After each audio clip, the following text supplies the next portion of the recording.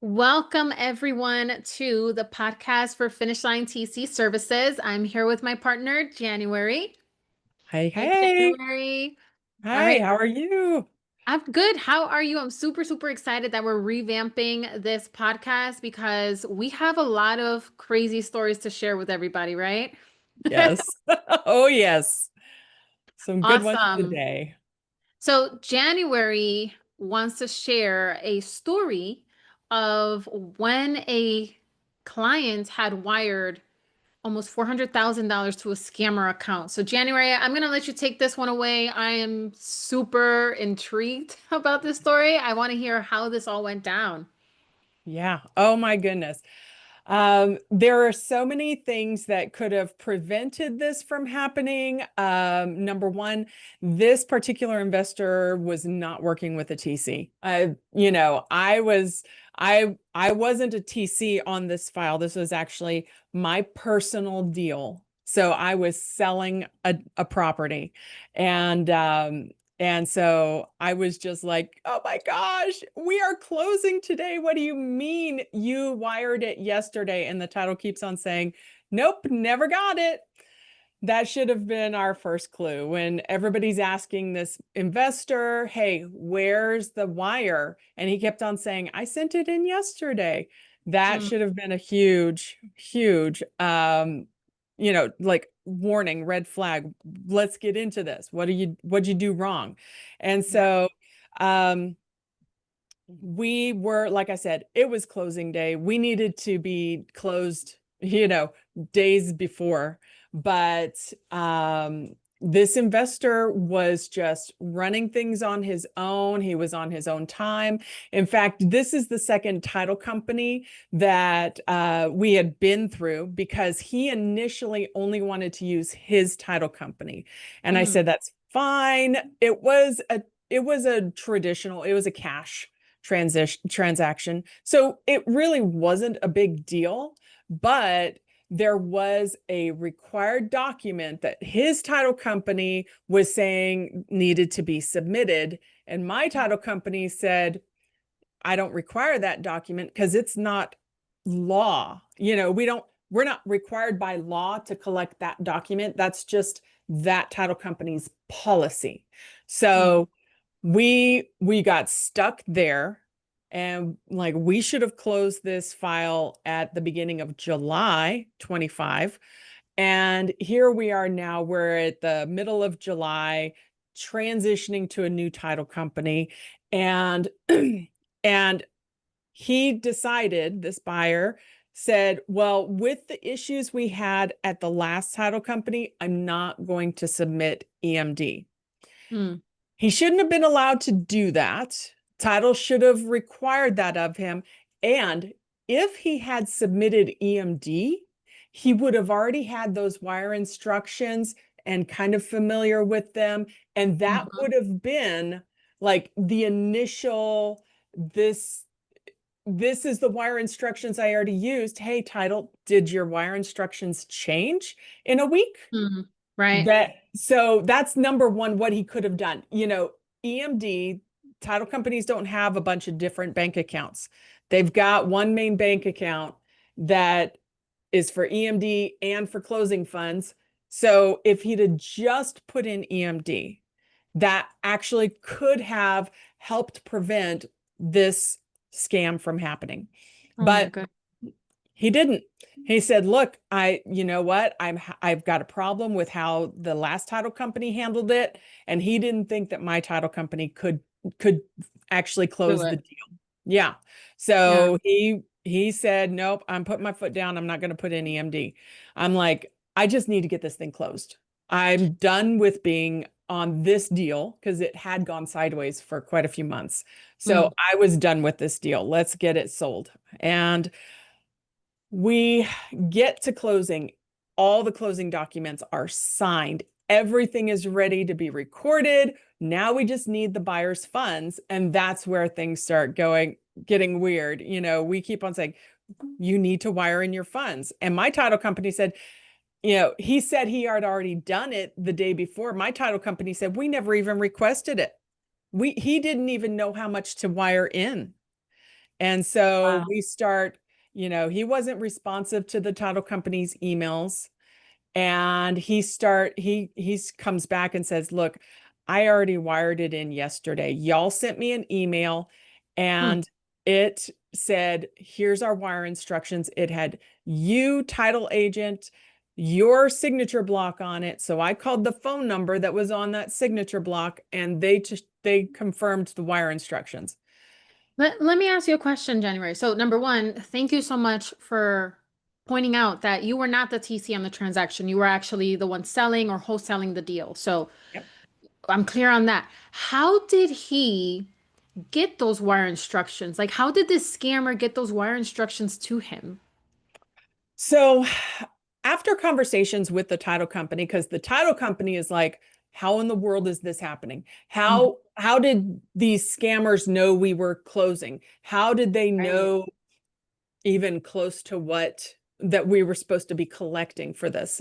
And I'm gonna bring up something that conspiracy theorists have been really churning about because they're like, hey, like the CIA and the NSA and all these government agencies are spying on all our phone calls, emails, text messages, and Mm. there are trigger words in what they're looking for. A lot of conspiracy theorists say they're doing that to us in America right now, us as citizens, and they're not the only ones who have that capability, though.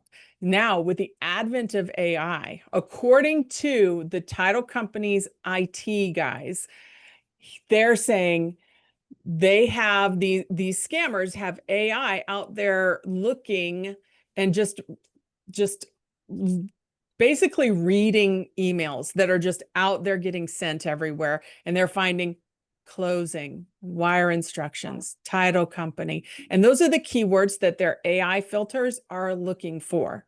And so it's, this investor at very first accused my title company of having an inside job and scamming him through this inside job. And it's like, they're reeling like, what are you talking about? How could that possibly be?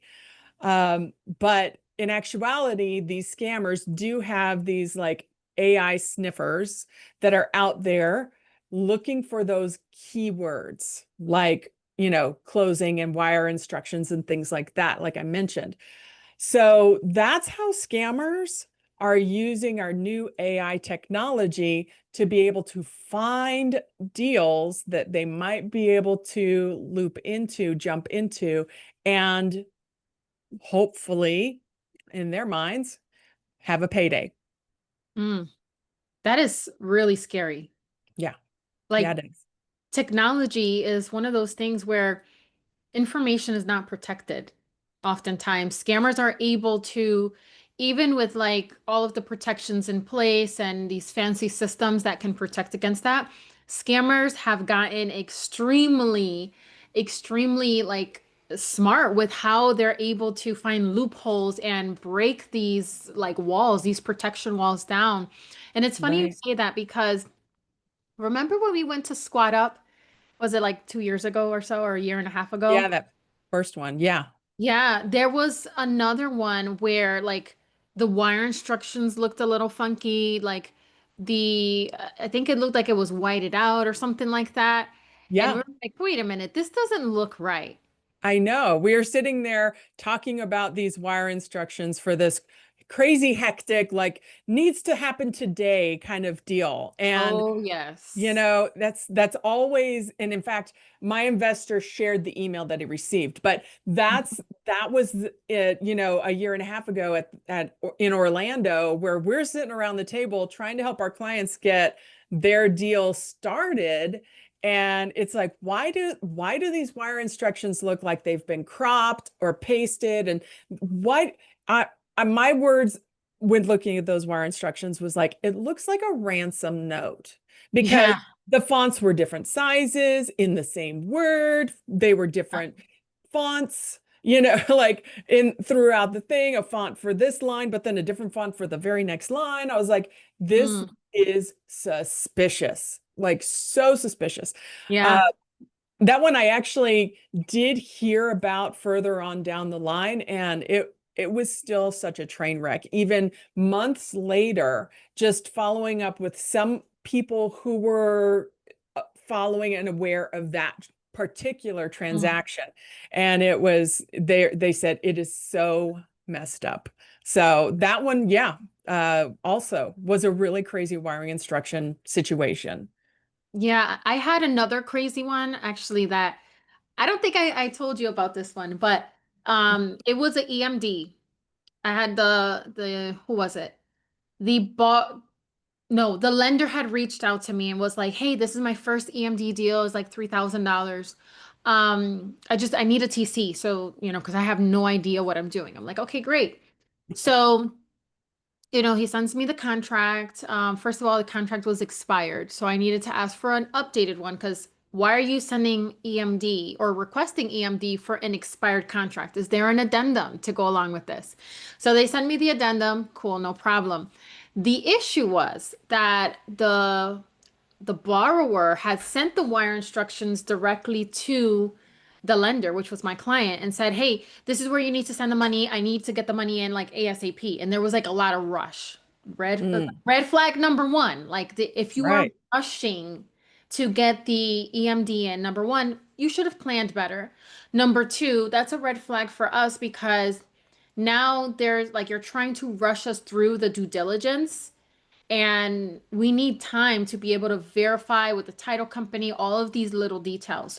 So that was one of the red flags. But then when my lender sent over the wire instructions, I said, no, no, we need it directly from the title company. You never want to take wire instructions from someone else. You want to receive it directly from them. So the when I look at the wire instructions, there's no number to call and confirm the wire instructions. So I'm like, interesting. Mm, So then I say to the borrower, I'm like, hey, connect me with the title company that you're working with because I need to get a hold of them. I need to confirm these wire instructions. So the he connects me through email and there's an address on her email signature, but no phone number. So I say, hey, can you give me a call? This is my phone number. So there was a lot of like jumping through hoops. She wasn't available, this and that. It was very weird. So she finally calls me and I'm like, hey, these wire instructions don't have a phone number. Can you send me the wire instructions? She sends me wire instructions, but they're totally different. And then the address that was in her email and the address that was on the wire instructions were also very different. So I mm, called her back. I'm like, why, number one, why are the wire instructions different? She said, oh, we have another account. I said, okay, what's your address? And could you believe that when I asked her that, she was like, I don't know it off the top of my head. I said, you don't know where you work? She's like, well, I work from like different offices and blah blah blah. I'm like, no, I send me now the wire instructions through a secure portal. And she was like, we don't have that. I said, then I'm sorry, my lender's not going to wire funds because there's just too many red flags. This is getting really messy. And, you don't know your address, where you work, red flag. yeah. Borrowers rushing, addresses are different, wire instructions are different. I said, no, I don't recommend that he moves forward with this. So I told him, I'm like, it's very risky if you move forward with this because it's kind of giving like this is kind of a scam because there's so many red flags. I don't recommend moving forward. And luckily he was like, "Yep, I'll take your advice. We're not moving forward." Yeah. Yeah.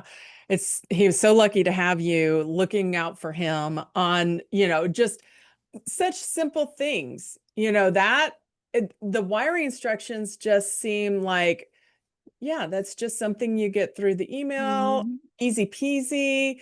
Yeah, no problem with those. But oh my goodness, like you said, the mailing address itself was just different on those wire instructions. Mhm.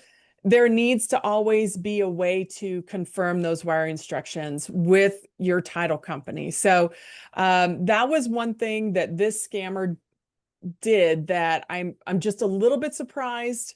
And I want to stress to our watchers, pay attention to the email address that wire instructions Oh, come yes. from, because we were working with, I mean, honestly, Jennifer, how many title companies do you know use a gmail.com email Oh, address? oh, big red flag. Come Zero. I on. mean, there, if we're working with Stewart Title, that is Stewart.com. If we're with Chicago Title, ChicagoTitle.com. If I have one that Right. I was like, are you sure you're a legit title company? And that's Greater Nashville Title, but they have GNT.LLC. So they just have a different extension on theirs. But I was like, all right, you have got to tell me some more about, I need to know some more. And I was interrogating the title company. I'm like, Oh, man. Dot LLC is a new one for me. So I just wanted to make sure. And they're like, no, thank you for confirming. Cause yeah, here's our Alta number. And we're a legit title company. Okay. All right. No problem then. But I have never worked with a title company that operates with a gmail.com address extension. Never. So crazy. That would have been like, stop, time out. We're not doing this. This is not real. And it's funny you say that because I had a fake profile made of me on TikTok, right? Someone took my Oh. profile and copied it. And so they took my videos, they posted it, and then it says email. So when I clicked on it, it's a totally different name. Mm, Like, come on, like if you guys believe this, like sometimes you have to just slow down and look before you do anything. Is the email the same? Is the email has a totally different name? That doesn't match up, right. right? And so, Right. there's so many scams everywhere, like not even just in business, but in personal, like in the real day-to-day life. Like, sometimes people will call you and start saying stuff and pressuring you to go to a certain place and do something.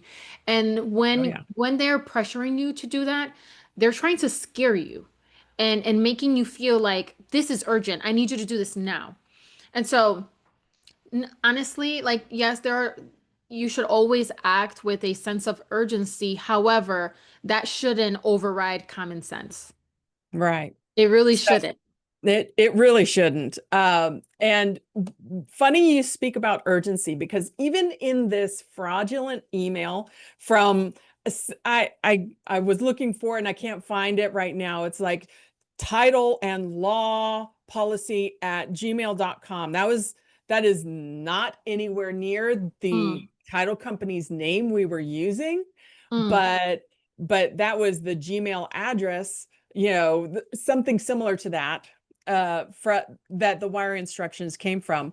And even in that email, I have seen so many other wire instruction request emails from title companies, and I've never seen them say, you need to get this wire in now so you can avoid extra fees that your title company might charge you. mm, And I mean, it was like, do it today. It was a sense of urgency. You want to talk about a call to action. They're like, you will incur extra fees from your title company if you don't get this submitted today.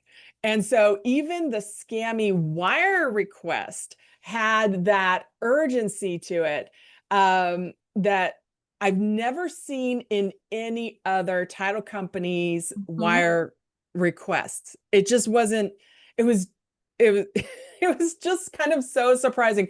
All the different little red flags that if this investor had a TC, his TC would have caught that. His Right. TC would have been saying, whoa, where did Gmail? No title company has a Gmail Mm-hmm. address. Title Mm-hmm. companies don't pressure you like this, in this way, to get your fees in. Um, and like I said earlier, they had copied the title company's signature block, that escrow agent signature block, but changed the phone numbers. So when he got that email, and he was calling in to check the wire instructions, of course it was a different phone number. So the person that answered was, just like, oh yeah, let's get you your checked wire instructions. So it seemed completely legitimate. Fantastic. Thank you so much for calling. Blah, blah, blah title. Oh, you want a wire? Oh, perfect. Yes, that is the wire instructions. Send it now, like right now. Drop everything that you're doing. Exactly. Exactly. And so, oh my goodness, talk about, I mean, I was the seller on this property. My stomach dropped out when I heard like he already sent it in and it's a scam. And oh my goodness, I can only imagine what he was feeling. Even his realtor was like reaching out to me saying, how in the heck does this even happen? Like, I don't know. You know This what? guy doesn't never communicate. So it's like we've never had much contact with him. So here's the thing too, right? Let's say it's not even, it doesn't say like at gmail.com. How easy is it to buy a domain? Domains are cheap. They Hmm. don't require you to have an EIN to build a website, right? Yeah. So you Yeah. can literally look up, I don't know, let's say Stuart Title, right? Right. You can get a domain close enough to Stuart Title, maybe Stuart Title 1 or Stuart Title something that's very similar, Yeah. or like it's so hard like to really tell like, is this not real? And then they go and make a website, and now they're able to make an email that says at Stuart Title, and then there's just something that's off. Just one Yep. little thing, maybe an extra letter, maybe something that's very subtle, because it's that simple to just buy a domain, get a website, get a Gmail that It looks is. legit. Yeah. And so Well, with a TC that's experienced, that's been working with these title companies again and again and again, still we're able to say, wait a minute, I haven't worked with this person. I have right. not built a relationship, and I've worked with multiple people in that office. Is this someone new? The email looks a little bit different than everybody else's. Right. And that is kind of the beauty of having an experienced TC working with you on your files, because we have kind of developed that sixth sense. We do see a lot of those email addresses, and if there's something off, I mean, it's like that's kind of, wait a second. You Yeah. know, we can even reach out to some of our other contacts that are, in Mm-hmm. that same conglomerate of title companies and say, did y'all get some kind of a new email extension, or did y'all expand, or is there something, because I'm getting this vibe. And so here's the crazy thing about these scammers, because they really went all in and they opened a bank account in the name of the title company. Do you know how hard it is to open a That's bank account? crazy. It is crazy. They Man, had a bank account in the title company's name. And so, it's even like, hard to open up a legit business account.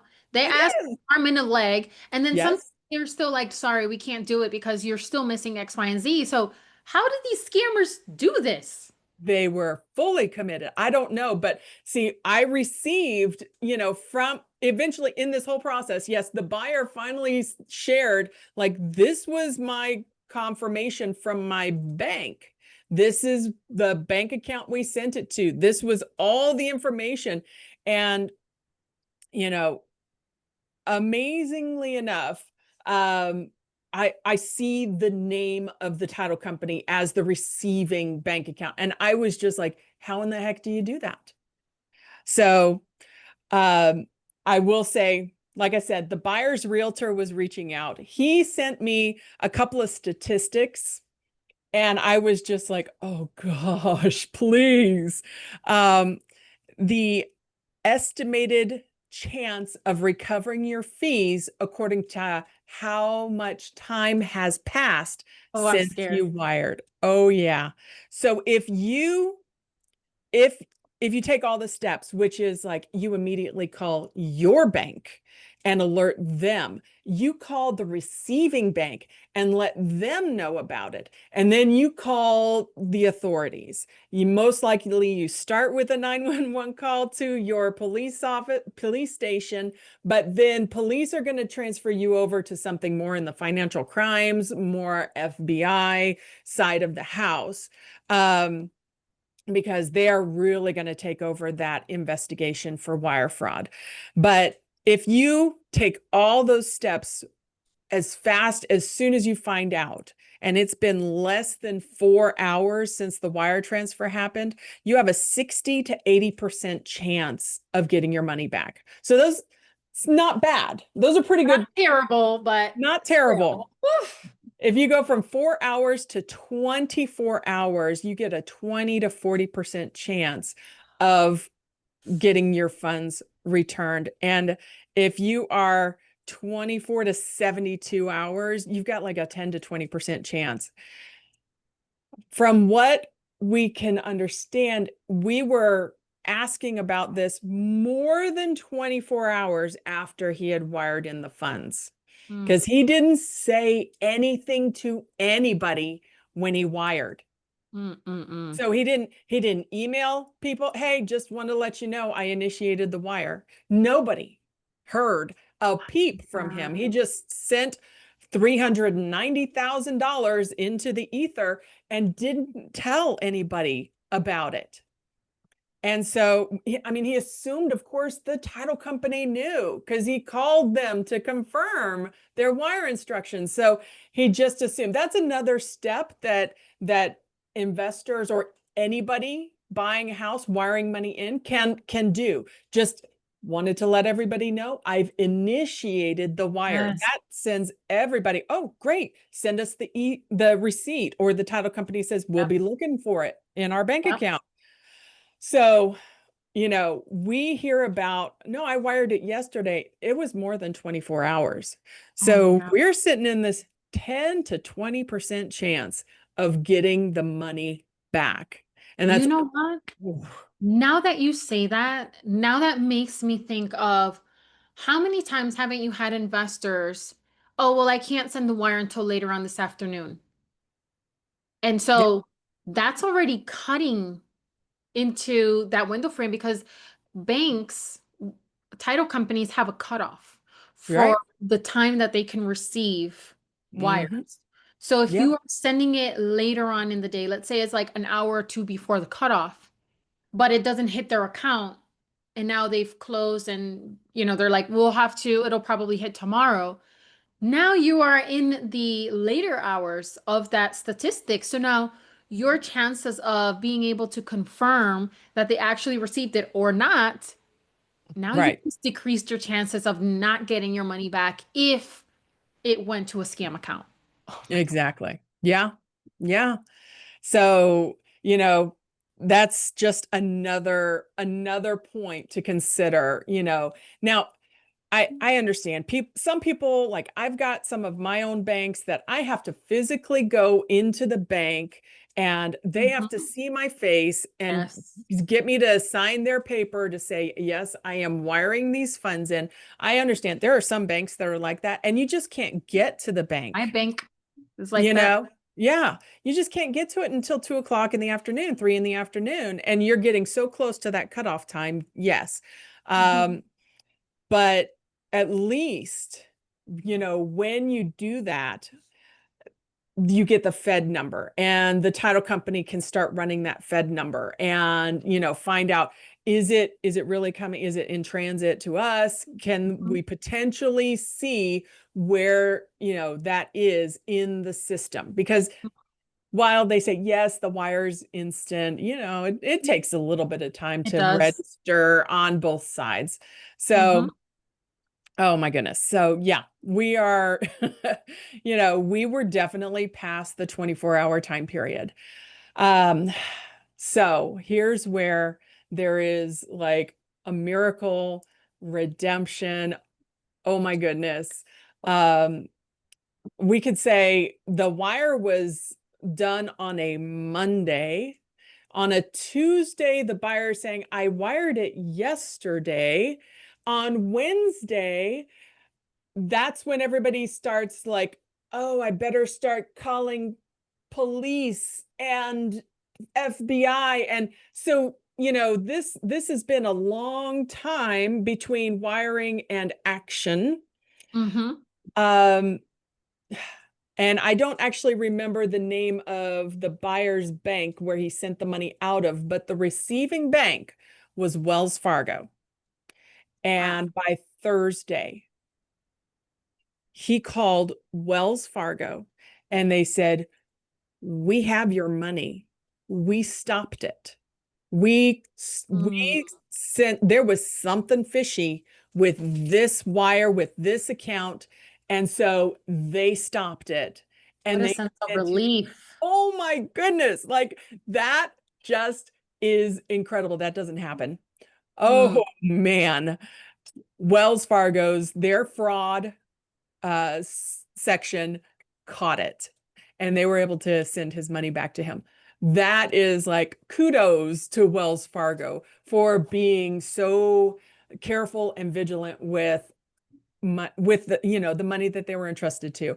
That was like such a sigh of relief when it was a Thursday and I got the call from title that she's telling me he just called and said Wells Fargo is sending him his money back. They stopped it because, there's like 20 different things that someone could do with that much money to get it out of that account as fast as possible. But Wells Mhm. Fargo put a hold on it and kept those scammers from being able to liquidate those funds faster than we even realized that they were in the wrong place.